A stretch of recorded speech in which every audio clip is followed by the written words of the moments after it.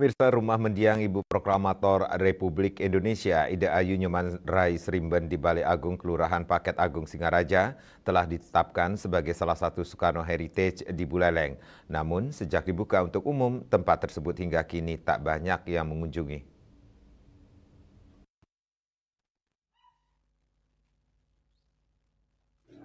Salah satu kawasan Soekarno Heritage yakni rumah mendiang Ibunda Soekarno yakni Ida Ayu Nyoman Rais Rimben di Balai Agung Buleleng nampak lengang. Setelah ditetapkan sebagai kawasan cagar budaya beberapa tahun lalu, kawasan ini mulai berbenah. Rumah sederhana dengan dinding terbuat dari bata merah itu hingga kini masih kokoh berdiri dan dilestarikan oleh keluarga di Balai Agung. Rumah itu merupakan tempat kelahiran Ida Ayu Nyoman Rais Rimben. Walaupun sempat mengalami kerusakan hingga harus direstorasi, bagian rumah tidak berubah sama sekali dari bentuk awalnya. Penglingsir di Banjar Balai Agung Jero Mangku Made Arsana menyatakan rombongan cagar budaya yang datang melakukan restorasi karena tempat ini termasuk cagar budaya. Setelah direstorasi, keluarga dipersilahkan untuk mempergunakan tempat ini sebagaimana mestinya. Di area Balai Gede banyak dipajang foto maupun surat kisah perjalanan Bung Karno. Nyoman Rais Rimben, ya, Ibunda Bung Karno. Berbicara ibunya Bung Karno, pasti kan bicara siapa bapaknya gitu.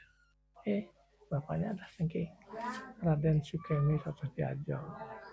Kemudian gimana cerita bisa bertemu ini? Ya kebetulan jadi beliau niki oleh pemerintah Belanda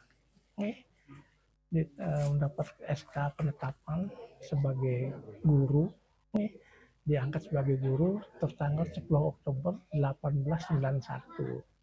Ditugaskan mengajar di Singaraja, di Singaraja.